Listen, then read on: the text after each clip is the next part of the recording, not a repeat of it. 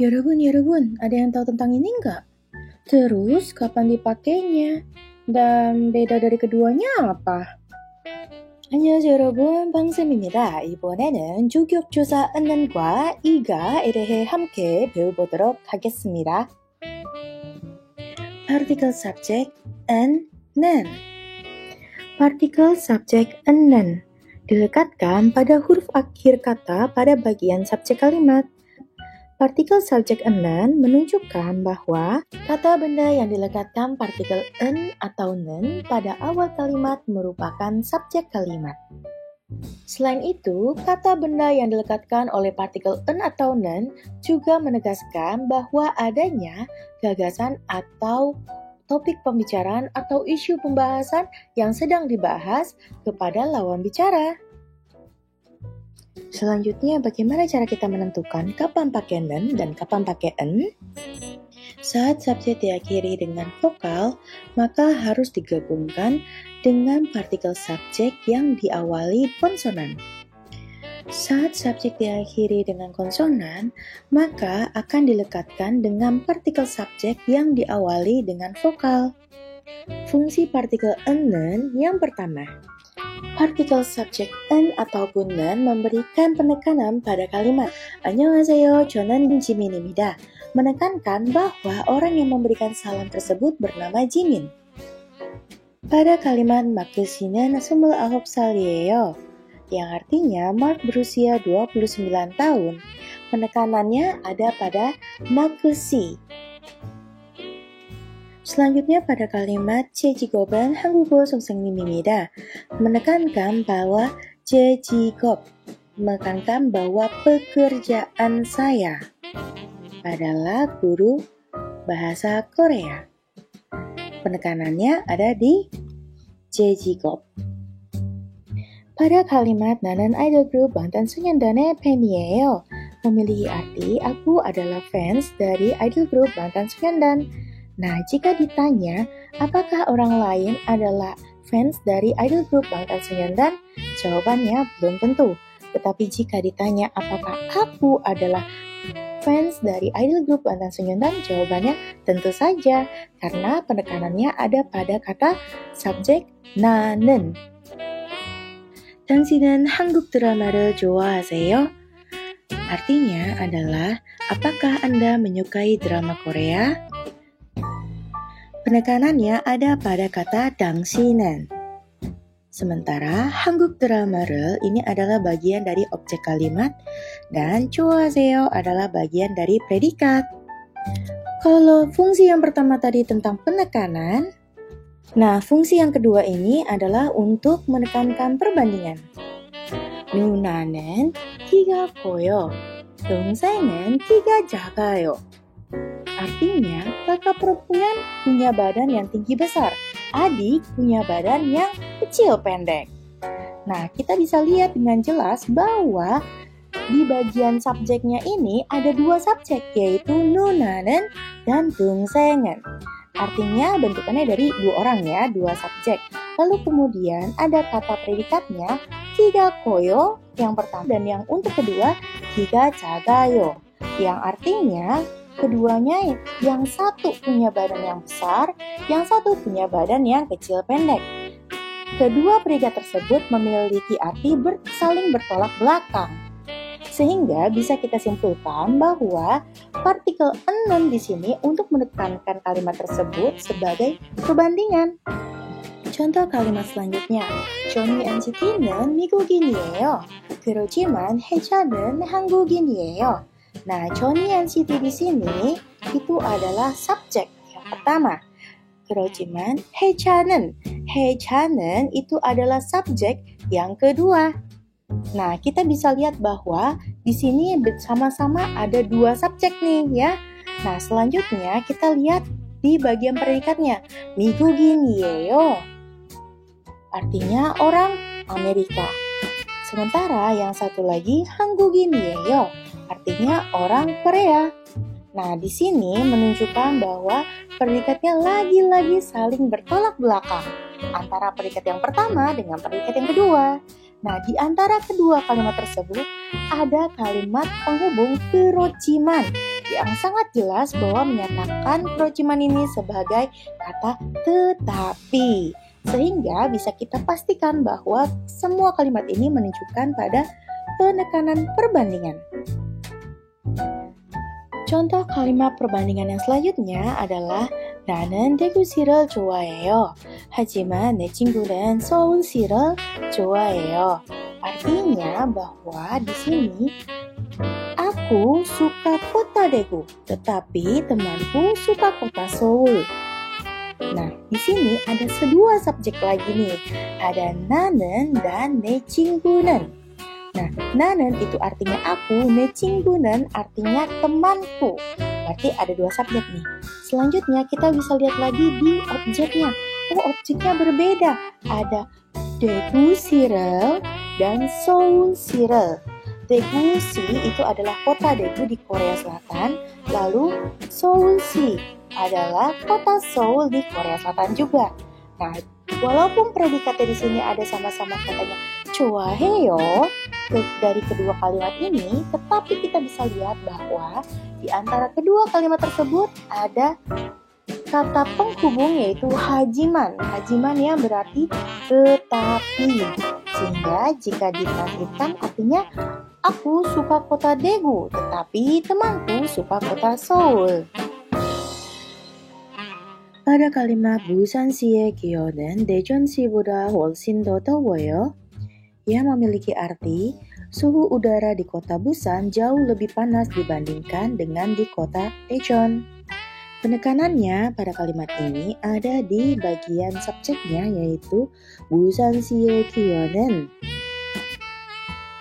Lalu kata keterangan pembandingannya itu adalah 대전시보다. Boda ini ada tata bahasa yang memiliki arti daripada atau dibandingkan. Daejeonsi ini adalah Daejeon itu nama kota, si itu kotanya. Daejeon itu adalah nama kota di sebelah utara kota Seoul. 훨씬 더 더워요 yang artinya jauh lebih panas. Dari semua kalimat ini dapat kita simpulkan bahwa 부산시의 기온은 udara kota Busan 대전시보다 dibandingkan kota Daejeon 훨씬 더 더워요. Udaranya jauh lebih panas. Selanjutnya pada kalimat 장미꽃은 tulip보다 향기가 좋아요. Penekanan kalimatnya ada di 장미꽃은, di mana 장미 ini artinya mawar. Kot itu bunga ditambahkan dengan partikel subjek en sehingga menjadi 장미꽃은. Selanjutnya bagian pembandingnya itu ada di bagian tulip boda. Tulip itu jenis bunganya, boda ini adalah grammar atau tata bahasa perbandingan dalam bahasa Korea yang artinya daripada atau dibandingkan. Sehingga tulip boda memiliki arti dibandingkan bunga tulip. 향기가 좋아요. Pada bagian ini, 향기가 ini adalah bagian dari subjek, di mana subjek di sini dilekatkan dengan partikel subjek i atau ga. Sementara 향기 ini artinya harum atau wangi yang semerbak gitu ya. 좋아요 ini adalah bagian dari predikat yang artinya bagus atau baik gitu. Sehingga kalau digabungin dengan 향기가 좋아요 artinya wangi atau harumnya itu semerbak. Kalau fungsi yang pertama tadi tentang penekanan, fungsi yang kedua adalah untuk menekankan perbandingan. Fungsi yang ketiga adalah untuk mention. Misalnya contoh kalimatnya 수가는 운동을 잘해요. 그렇지만 공부는 못해요. Artinya si Suga ini jago olahraganya, tetapi buat belajar nggak terlalu jago. 수가는 운동을 잘해요. Yang ditekankan adalah suganya, yaitu 수가는. Artinya si suganya ini jago olahraganya. 그렇지만 tetapi 공부 belajar 는 belajarnya 못해요 kurang jago. Nennya di sini ada dua. Yang pertama ada muncul di 수가는 yang artinya menunjukkan penekanan pada subjek yang diomongin yaitu si suga. Dan di sini mention tentang siapa yang kurang jago. Yang kurang jago adalah si Suga. Jadi partikel non di sini untuk kedua subjek di sini menunjuk pada arah satu orang, yaitu si Suganya. Contoh kalimat selanjutnya, 나는 내일 리사 씨를 봐요. Aku besok ketemu Lisa. Lisa 씨는 태국인이에요. Lisa orang Thailand. Nah, kalimat yang pertama itu kan aku menjelaskan bahwa aku besok bertemu dengan Lisa, si Lisa ya. Lalu di kalimat kedua aku mention lagi bahwa Lisa orang Thailand. Contoh kalimat selanjutnya, 로제는 몇 달 전에 발리에 갔어요. 발리는 정말 아름다웠어요. Yang artinya, Roje beberapa bulan yang lalu pergi ke Bali. Bali sangatlah indah. Pada kalimat selanjutnya, 옛날에 한 남자가 살았어요. Ada seorang pria yang hidup. 그 남자는, nah ini baru di-mention lagi ya. 그 남자는 pria itu. 아이들이 2명 있어요. Ada punya 2 anak. Selanjutnya, 저의 고향은 자카르타이에요. 자카르타는 아주 더웠어요. Artinya adalah kampung halaman saya adalah Jakarta. Lalu di-mention nih, 자카르타는 Jakarta 아주 더웠어요. Sangat panas. Selanjutnya, jika ada pertanyaan, 부모님 직업이 뭐예요? Orang tua, pekerjaannya apa? Kemudian dijawab, 아버지는 사진사예요. 그리고 어머니는 사업자예요. Nah, kenapa pakai partikel en dan nen? Karena partikel en dan nen ini untuk menekankan bahwa 아버지는 ayah, 사진사 adalah seorang fotografer. 어머니는 untuk menekankan lagi bahwa ibu, 사업자 adalah seorang pembisnis. Ini sesuai dengan tipe kalimat yang pertama ya. Kalau tadi itu tentang en dan nen, sekarang kita membahas tentang i atau ga. Nah, kira-kira kapan ya harus pakai partikel i atau ga ini? Partikel subjek i, ga ditambahkan di akhir subjek untuk menjadikannya sebagai subjek kalimat. Untuk kata-kata yang berakhiran vokal, maka akan digabungkan dengan partikel subjek ga. Tetapi sebaliknya, untuk kata-kata yang berakhiran dengan konsonan, maka akan digabungkan dengan partikel subjek i. 과일이 너무 비싸요. Yang artinya buahnya sangat mahal. Seperti yang tadi sudah dijelaskan bahwa subjek yang berakhiran konsonan maka akan digabungkan dengan partikel yang diawali dengan vokal. Seperti contohnya 과일.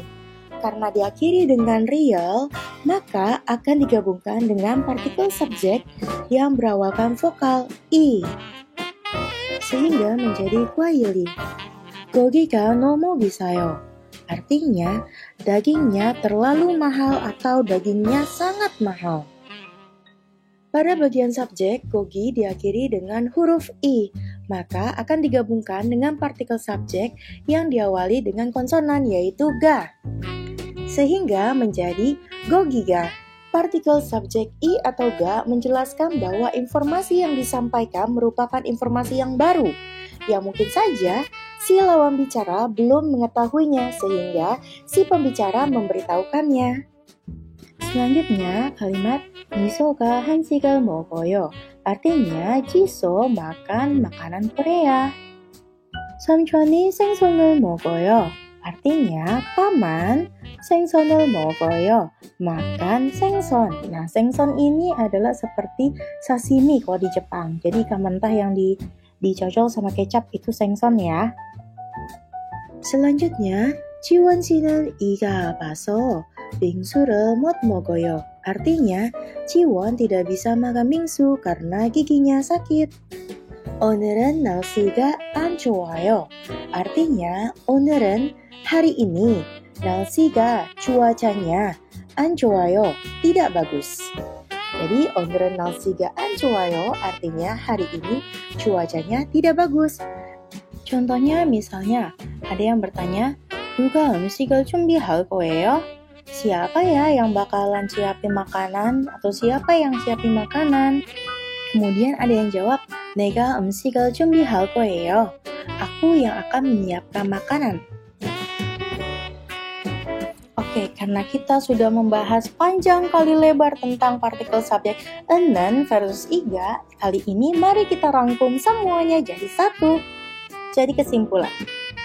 Yang pertama, kalau partikel enen itu digunakan untuk penekanan subjek, kalau partikel iga digunakan untuk menjelaskan subjek kalimat. Selanjutnya, kalau partikel enen itu untuk menekankan perbandingan, sementara untuk partikel i atau ga itu untuk menjelaskan informasi yang baru.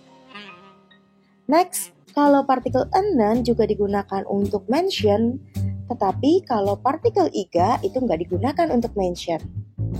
Oke 여러분, sampai di sini dulu video kali ini. Jika ada pertanyaan, saran dan kritik, bisa ketik-ketik di video komen bawah ini. Klik like video ini jika kamu suka. Jangan lupa subscribe dan klik tombol loncengnya supaya kamu selalu dapetin video terbaru dari aku. Annyeong!